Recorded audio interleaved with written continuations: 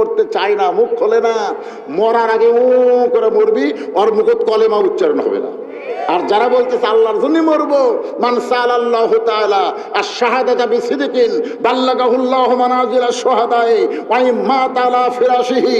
আল্লাহ রাসূল বলেন, ইসলামী আন্দোলনের কর্মী হইয়া বাংলার জমিনে যারা কোরআনের শাসন চালু করতে চায়, তার জীবনে যদি শাহাদাতের মৃত্যু নাও হয়, শাহাদাতের মৃত্যু নিয়ে আল্লাহর কাজ করার কারণে হাসরের ময়দানে আল্লাহ তাকে শহীদদের কাতারে দাঁড় করাইয়া দিবে। তাহলে এই নিয়ত করার দরকার আছে না নাই? আমরা মরবো কার জন্য? এরা কি বসো, কার জন্য মরবো?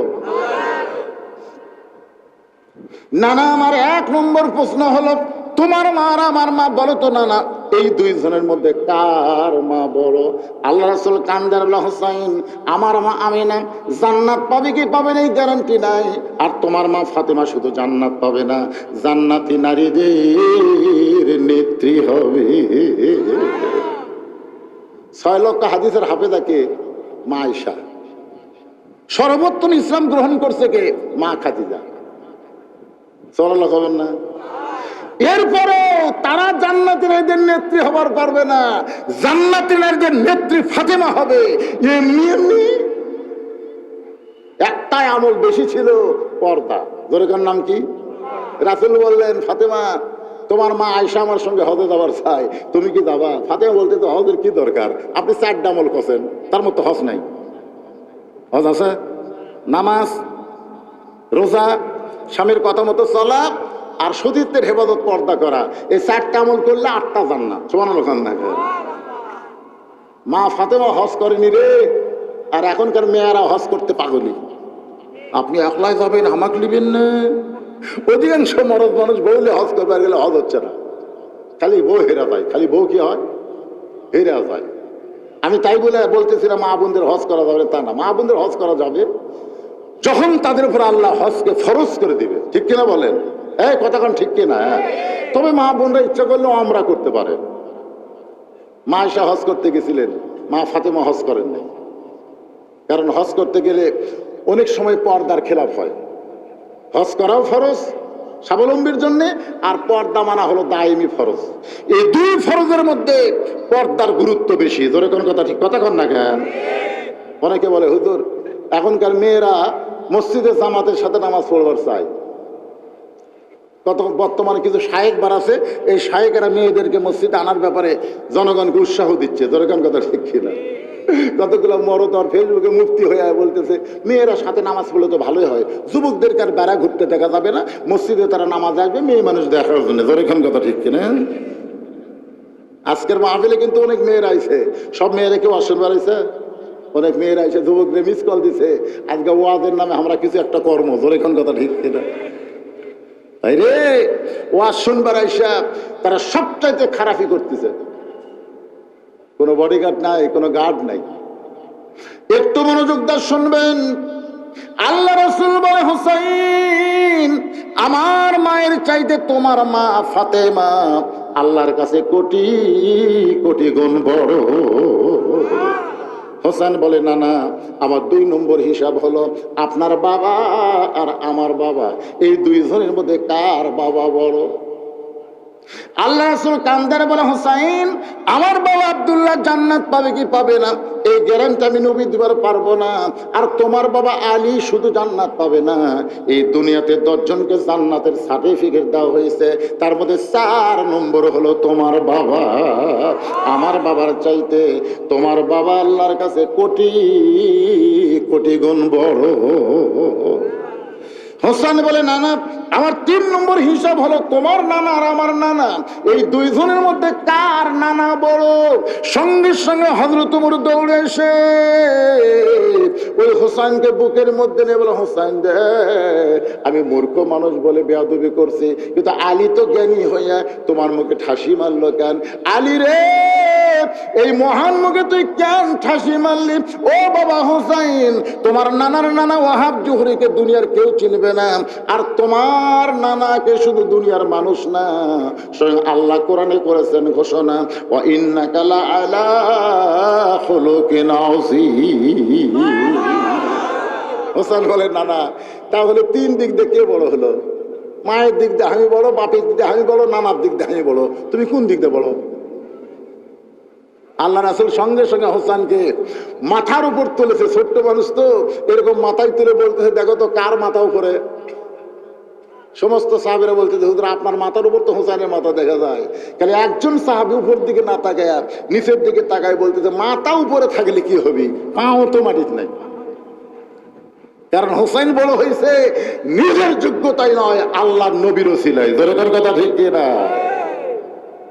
আনাস ইবনে মালিক বলে, ইয়াজিদ সেই হোসেনকে তুমি চিনতে পারলা না, তার মুখের মধ্যে লাঠি ঢুকে তুমি বলতেছো হোসেন শেষ হয়েছে। আমি আনাস বলতেছি হোসেন শেষ হবে না, বরং তুমি একদিন শেষ হয়ে যাবে। গোটা পৃথিবীতে মানুষ তোমার নাম ঘৃণায় উচ্চারণ করবে, মহব্বতে কেউ বলবে। আমার এলাকার এক হিন্দু আকাশ ওর বেটা ঘামাক দিয়ে বলতেছে, মামা দোয়া করেন। হিন্দুরাও কিন্তু আমার কাছে দোয়া চায়। আমি বেটা বললাম, করে দোয়া লাগবে না, তোর বেটার নাম খালি ইয়াজিদ থো। ওই আমার কলতায় কাড়াইলে বলেন, মামা আমি হিন্দু হতে পারি কিন্তু অভিশপ্ত নাম আমার সন্তানের থব না। দেখছেন, একটা হিন্দু পর্যন্ত ইয়াজিদকে অভিশাপ দেয়। কথা কন না কেন? হ্যাঁ, অথচ গোটা এলাকা খুঁজে দেখেন, প্রত্যেক পাড়ায় পাড়ায় হোসাইন আছে না নাই? এত এখানে আছে না? না, তাহলে কে মরল? হোসেন মরল। আজও বাংলাদেশে ক্ষমতার চেয়ার পাইয়ে হোসেনের দলদেরকে হত্যা করে তোমরা মনে করতেছো কি হলো রে, একদিন তোমরাও দুনিয়া ছাড়বে, পৃথিবীর মানুষ ঘৃণা করে তোমাদের নাম উচ্চারণ করবে। জোরেগান কথা ঠিক না? এজন্য মরাই যখন লাগবে, মরবো কার জন্য? আল্লাহ বলেছেন, আমার জন্য যারা জীবন দেবে তাদেরকে তোমরা মৃত্যু বলো না, আমি আল্লাহ বলতেছি জীবিত। আল্লাহ ডাকতে বলে, মুসা রে, মৃত্যুকে পছন্দ করার 3 নম্বর কারণ কি? কয় কারণ? 1 নম্বর কারণ হলো না মরলে জান্নাতে যাওয়া যাবে। 2 নম্বর কারণ হলো মরবো কার জন্য? আপনারা কি বিরক্ত হচ্ছেন? এই মাঝে মধ্যে যে উঠলো কেন, ওই একটা উঠলো একটা উঠতেছে, তার মানে ওরা বসার জায়গা পাচ্ছে না। না আপনার কোন তো 5 লাখ বসতি না ঘন ঘন নাই? এই ঘনের মধ্যে থেকে যদি কেউ উঠে যায়, কি বিরক্ত রে ভাই? না যারকে পেশাব ঘন ঘন হয় তারা সাইডে বসেন, মাঝখানে বসলেন কেন? আল্লাহর কোরআন, অনুনাজ্জিলু মিনাল কুরআনি মা হুয়া শিফাউ ওয়া রাহমাতুল লিল মুমিনিন। আল্লাহ বলেছেন কোরআনের মহব্বত কলিজার মধ্যে নেওয়া, শোন, কোরআনের ওসিলায় পেশাব জাতীয় যত ব্যারাম আছে আল্লাহ ভালো করে দিবে। জোরে ঠিক না? আপনি কি কবার চান? কোরআনের পাওয়ার কম না বেশি? আর সেই কোরআনে ওয়াজ শুনতেছেন। মৃত্যুকে পছন্দ করার 3টা কারণ, 2টার কারণ কেবল কইছি, 3 নম্বর মজার কারণ এখনো বলিনি। উঠেন কেন ভাই? সারা রাত চলবি না? সারা রাত কেন চলবে? কেমন করে ঘুমাও তুমি ফজর করে কাজা, এমনও হতে পারে তোমার জোহরে জানাজা। তখন আমরা বলবো ফজর কাজা হওয়ার কারণ হলো আমরা ওয়াজ শুনছি, আর ওয়াজ শোনার পরে এমন ঘুমায় গেছি আমরা চেতন পাইনি। এই জন্য আপনাদের এলাকায় খেয়াল করে দেখবেন, মসজিদের কোনো মুয়াজ্জিন ওয়াজ শোনে না। আপনি দেখবেন মুয়াজ্জিনরা কিন্তু ওয়াজ শোনে না, কেন? ওয়াজ শুনবার গেলে ফজরের নামাজের আজান দিবার পারবি না। জোরে কোন কথা ঠিক না?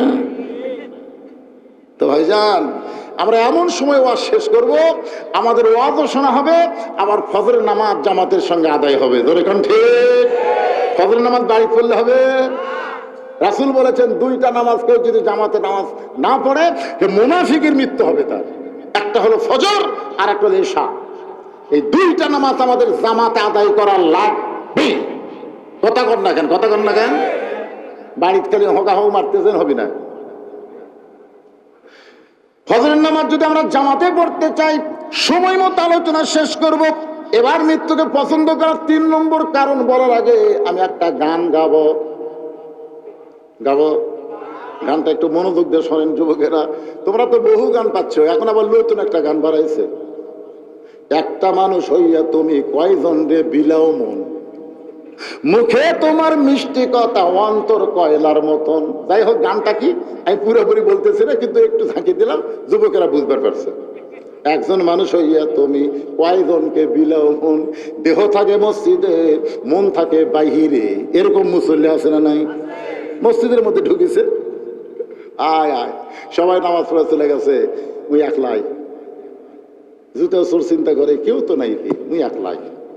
আর জুতা কুটি খুঁজে দেখে দরজাত নাই। আস্তে আস্তে ওর কাছে এসে দেখে ওর কাছে বাক্স, ওই বাক্সর মধ্যে 1000 টাকা নতুন জুতা থুইয়া ওই নামাজ পড়তেছে। চোর মনে করতেছে 4 রাকাত সুন্নত পড়তে অনেক টাইমই লাগবে, আমি এই শুধু জুতাটা নিয়ে যাই।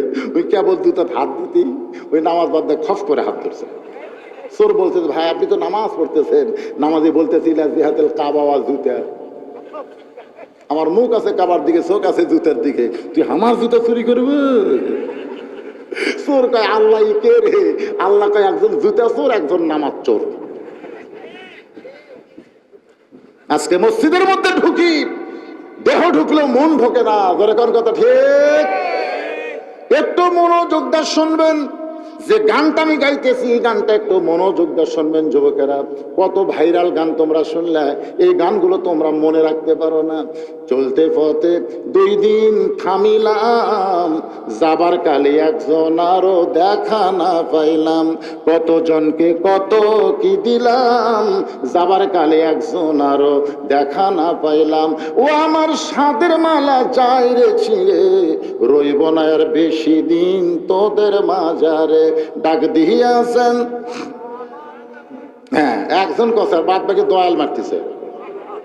ডাক দিয়াছেন আল্লাহ আমারে, রইব না আর বেশি দিন তোদের মাজারে। চলতে পথে 2 দিন, ধরে কোন কয় দিন? আয় হায়, কার কাজ করে দেখতেছে? কি দেখতেছেন ভাই? কই 6 তলার ভিত দিছি ভাই রে, 4 তলা হসের রড বার করে থুছি, আর 2টা তলা করবার পারলেই জীবন ধন্য রে। 2 কান্দের ফেরেশতাকে আল্লাহ এই শালার কান্দ থাকবো না, আর কান্দ থেকে কি লাগবো? ওই দুনিয়ার বাড়ি দেখতেছে, একবার নিচের দিকে তাকায় না, যখন অল্প সময়ের মধ্যে কবরে যাওয়া লাগবে। ধরে কোন কথা ঠিক না?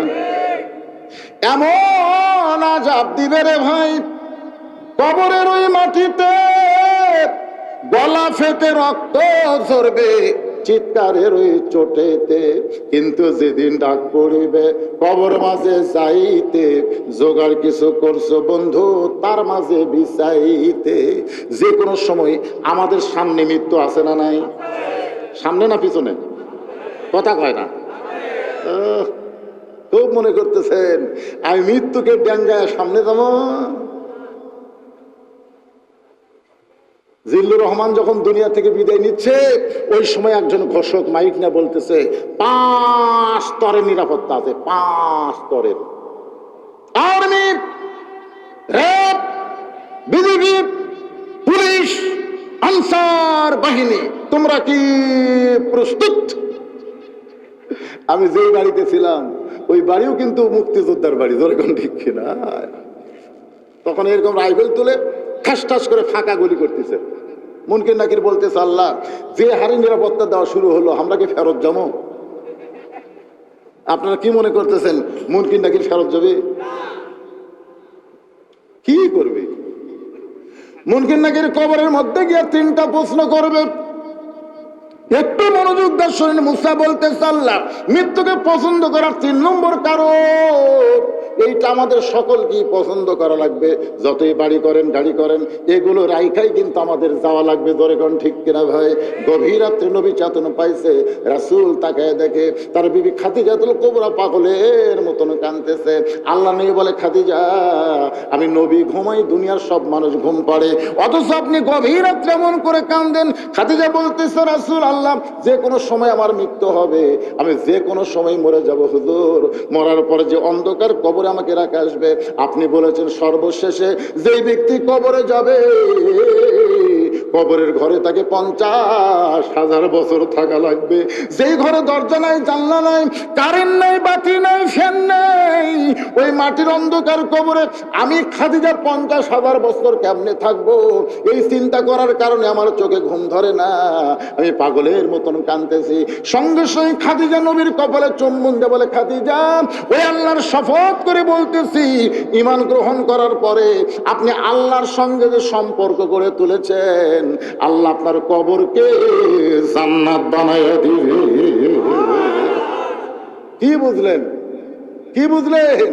রাসূল বলতেছেন আপনি ঈমান গ্রহণ করার পরে আল্লাহর সঙ্গে যে সম্পর্ক গড়ে তুলেছেন, তাহলে লা ইলাহা ইল্লাল্লাহ মুহাম্মদ রাসূলুল্লাহ, এই ঈমান গ্রহণ করার পরে আল্লাহর সঙ্গে আমাদের সম্পর্ক করার দরকার আছে না নাই?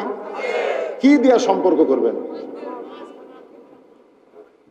এই নামাজিরা, কবরে যখন যাবেন মুনকির নাকির এসে জিজ্ঞাসা করবে, মান রব্বুকা, তোমার রবকে? আপনার কোয়া লাগবে? আপনি আরামে ঘুম পাড়বেন, আপনার নামাজ দাঁড়িয়ে যাবে। মুনকির নাকিরকে বলবে, এই মুনকির নাকির, কাকে রব সম্পর্কে প্রশ্ন করতেছ? বলে, যাই শুয়ে আছে তাকে। এই মুনকির নাকির, যাকে রব সম্পর্কে প্রশ্ন করতেছ সে সারা জীবন কয় ওয়াক্ত নামাজ পড়ছে হিসাব দেন। মুনকির নাকির বলে, আমাদের কাছে তো ক্যালকুলেটর নাই। তো ক্যালকুলেটর নাই তো কিসের রব? তোরা জানিস এই লোকটা যাকে তুই মান রব্বকে প্রশ্ন করতেছিস, ওই মসজিদের মধ্যে ঢুইকাই নামাজের নিয়ত করার পরেই বলতো আলহামদুলিল্লাহি রব্বিল, রুকুতে গিয়ে বলতো সুবহান রাব্বিয়াল আযীম, সেজদাত গিয়ে বলতো সুবহান রাব্বিয়াল আলা। দুনিয়াতে যে এত রব রব করে কেবল কবরতে এসে একটা আরামের ঘুম দিছে, এটা কি প্রশ্ন রে? মুনকির নাকির বলে, আল্লাহ তোমার বান্দাকে মান রব্বুকা প্রশ্ন করার কারণে নামাজ যে খেপা খেপছে, আমরা কি করব? আল্লাহ বলতেছে, নামাজ না কবর আইছে, তার রবের উত্তর হয়ে গেছে। আজকে কারা কারা ঈশার নামাজ পড়েননি? না আমি বলতেছি না, হাত তোলেন, সেটা বলতেছি না। আপনাকে বিবেক আছে না নাই? সবচাইতে বড় আদালতের নাম কি? সেই বিবেককে প্রশ্ন করেন। আপনি ইচ্ছা করে ঈশার নামাজ না পড়ে ওয়াজ শুনতেছেন, ফজর আগে যদি আপনার মৃত্যু হয়, রাসূল বলেছেন, মান তারাকা সালাতু মুতাম্মিদান ফাকাত কাফারা, ইচ্ছা করে এক ওয়াক্ত নামাজ যে বাদ দিল, আল্লাহর সঙ্গে কুফরি করলো। নিজের বিবেককে প্রশ্ন করেন। ভাই, ঈশার নামাজ না পড়ে আপনি বিছানায় ঘুমাতে যান, একটু মনোযোগ দিয়ে শোনা লাগবে। রাসূল বলেন, খাদিজা, ওই আল্লাহর শপথ করে বলতেছি, ঈমান গ্রহণ করার পরে আপনি আল্লাহর সঙ্গে যে সম্পর্ক গড়ে তুলেছেন, আল্লাহ আপনার কবরকে জান্নাত বানায় দিবে। ঈমানের পরে আল্লাহর সঙ্গে সম্পর্ক করতে গেলে 1 নম্বর ইবাদতের নাম হলো নামাজ। জোরে বলেন, নাম কি? এই 5 ওয়াক্ত নামাজ আমাদেরকে আদায় করা লাগবে। মসজিদের পাশে মাহফিল, এত সুন্দর মসজিদ, পুরাতন মসজিদ, এই মসজিদটা শুধু বানাইলে হবে না, মসজিদ ভরান লাগবে। ধরে কোন কথা ঠিক? বর্তমান প্রধানমন্ত্রী 564টা মসজিদ বানিয়ে দিয়েছে। পৃথিবীর কোন প্রধানমন্ত্রী এত মসজিদ বানায়নি যেটা বাংলাদেশের প্রধানমন্ত্রী বানালো। আপনারা বলেন তো, এতগুলো মসজিদ না বানায় যদি সিনেমা হল বানিয়ে দিত, কথা কন না কেন? পারতো না? এবার ঈদে 10টা ছবি মুক্তি পাচ্ছে, হল পায়নি। খালি শাকিব খানের রাজকুমার পাশে, বাদ বাকি পায়নি। আগে 600টা হল ছিল, আর এখন হলের সংখ্যা মাত্র 90টা। আস্তে আস্তে সিনেমা হল ভাঙ্গিয়া মানুষ মার্কেট বানাচ্ছে, মানুষ মসজিদ বানাইছে। আমি শুনলাম নরসিংদীতে এক সিনেমা হল এখন মাদ্রাসা বানাচ্ছে। ধরে কেন? সুবহানাল্লাহ। এক সময় সিনেমা হতো, আজকে সেখানে মাদ্রাসা হচ্ছে। তার মানে কি বুঝতেছেন? প্রধানমন্ত্রী মসজিদ বানাইছে, বানায় বাংলার মুসলমানকে দেখায় দিছে, মসজিদ শুধু বানাইলেই হবে না, মসজিদে নামাজের দরকার আছে না নাই?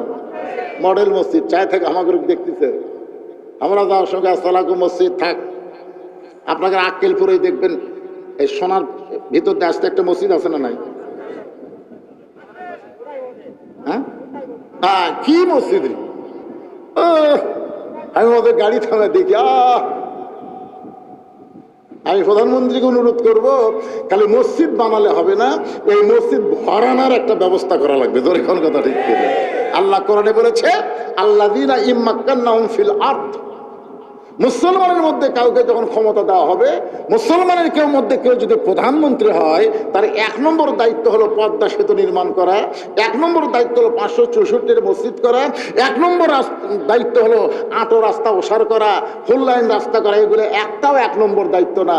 1 নম্বর দায়িত্ব হলো আকামুস সালাত, নামাজ কায়েম করা। দরকার কথা ঠিক কিনা? আজকে প্রধানমন্ত্রী যদি ঘোষণা করে এত সুন্দর মডেল মসজিদ বানানো হয়েছে, আজান দেওয়ার পরে মুসলমান দাবি করে, অথচ মসজিদের মধ্যে ঢোকে না, ওই জালেমদেরকে ধরো, ওদের পাছার কাপড় খুলে 5টা করে বাড়ি মারো। আপনারা বলেন তো সবচাইতে বড় জালেমকে? আজান শোনার পরে মুসলমান দাবি করে, নামাজ পড়ে না, এর চাইতে বড় জালেম আর দুনিয়াতে নাই। যেরকম কথা ঠিক, কথা কন না কেন? পুলিশদেরকে বলতেছে ওই আজান দেওয়ার সময় যারা বাহিরে ঘুরতেছে ধরে পাছার উপর 5টা করে বাড়ি বসাও। আজকে আমি পুলিশ ভাইকে বলবো, আলেমদেরকে না ধরে জালিমদের ধরেন। যেরকম কথা ঠিক না? উল্টা হয়ে গেছে, উল্টা হয়ে গেছে। জালিমদের না ধরে আলেমদের ধরতেছে। আপনি কি মনে করতেছেন খালি সরকারি আইন করে দেখুক 5টা করে বাড়ি বসালে মুয়াজ্জিন আজান দেওয়া লাগবে? আজানের আগেই খালি ঘড়ি দেখবি।